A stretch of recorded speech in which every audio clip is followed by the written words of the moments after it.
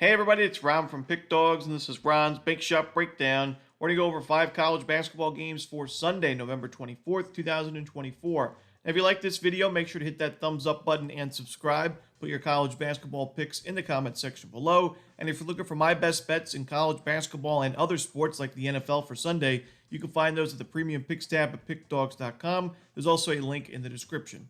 Alrighty, here we go. Here are the games for Sunday in college basketball. First up, it's Pittsburgh and Wisconsin. This one's 5:30 Eastern. This is the championship game in the Greenbrier Tip-Off non-conference tournament in West Virginia. This has been a fun tournament to watch, and both of these teams off to a great start to the season. Both are 6-0. Wisconsin's 19th in the AP polls, and they have that big win over Arizona, but Pittsburgh is the favorite in this game, and I think it makes sense. I like Pittsburgh in this matchup. Wisconsin's in an excellent start to the season. Their offense has been off the chain, 80-plus points basically, 79 or more points in all 6 of their first 6 Ws. However, that defense still remains a little bit of a concern for me. Ranked outside the top 70 in adjusted defensive efficiency, I view Pittsburgh as a little bit more balanced team. I like the fact that Pittsburgh's taking care of the basketball, strong on the defensive glass. I don't think Wisconsin gets too many second chance looks in this game, as they are struggling to get those offensive rebounds this season. So for me, I just think Pittsburgh stronger defensively. They can definitely compete on the offensive side of things in this matchup, and I'm going to go with Pittsburgh in this matchup and lay the points. Next up, we have Longwood and McNeese. This one's going to be 5:30 Eastern as well. It's going to be on ESPN+. It's another neutral site game, part of the Paradise Jam. And Longwood pulled off the outright upset over UAB in its last game, 89-81, makes it a 6-0 start to the season for the Lancers. Got to remember, Longwood was in the NCAA tournament last year, so this is a solid team, solid program. I liked UAB in that matchup, but got to give credit to Longwood for pulling off the outright upset. For me, though, I do expect a bit of a letdown, and I like McNeese even more in this matchup. I think the Cowboys win this game and cover the number. McNeese defensively really not giving up much in the paint or in two-point field goals at all in general. Just 33.5% of the points that McNeese has given up this season have been from two-point field goals. That's the second least in the country in terms of point distribution.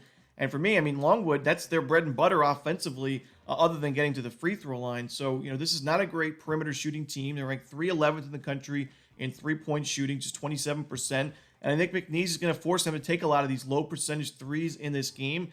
And I don't think Longwood's going to be able to make those at a consistent rate for 40 minutes.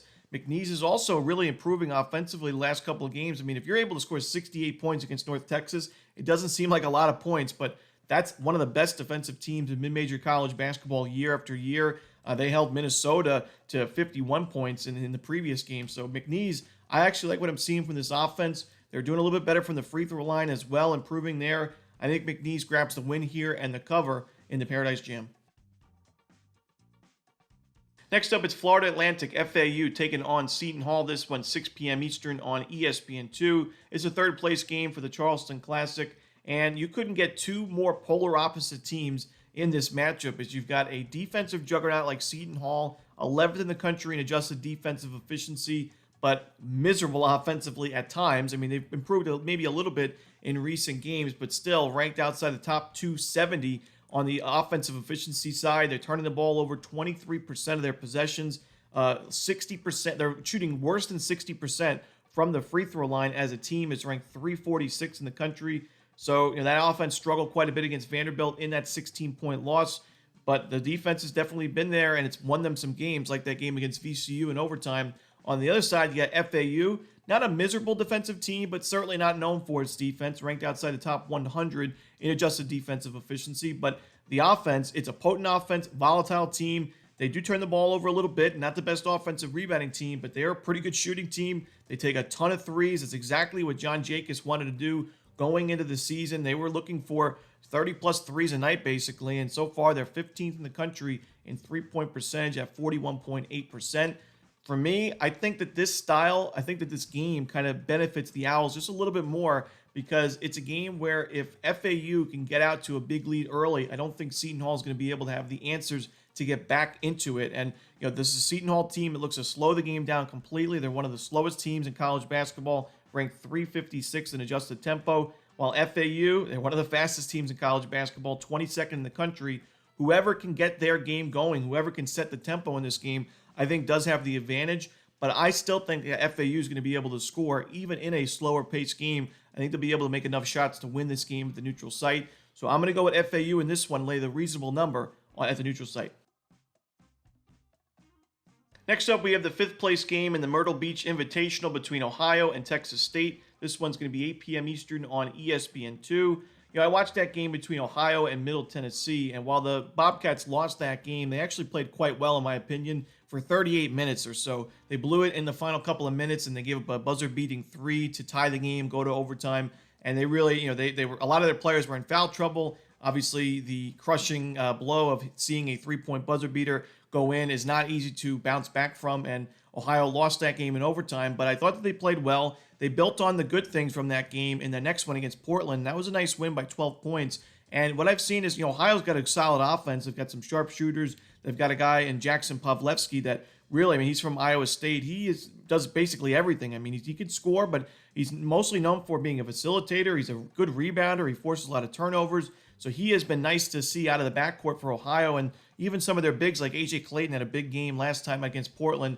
This is actually a solid team, and they played a tough non-conference schedule. They played that game at Memphis, played at James Madison at the beginning of the season. I think that defense continues to improve, and I think their offense will still be there. I like the pace that they play at as well in this one. I think that Texas State just doesn't match up well in this game, and Ohio's starting to force some more turnovers. We saw that especially against Middle Tennessee. That could be an issue for the Bobcats, or excuse me, Texas State. They're both Bobcats.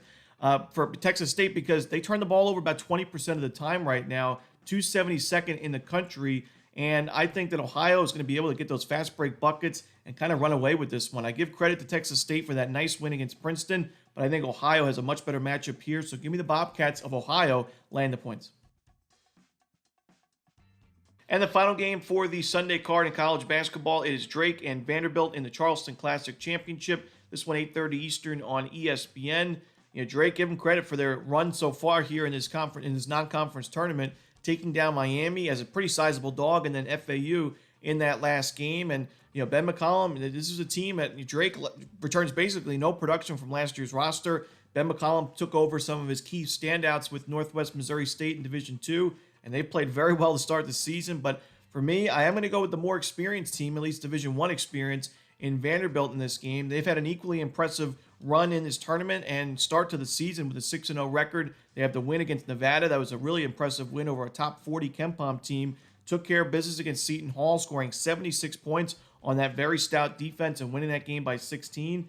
This Vanderbilt team is kind of similar to some other teams where I think the only issue is who's going to get the ball, because there's so many standout players, so many capable scorers, and there's only one basketball. Vanderbilt had those issues a little bit at the beginning of their first couple of games, and it's a very new-look team. It didn't return a lot of production, so it's kind of expected to see some issues early on offensively getting into sync, but now this team is really playing well together.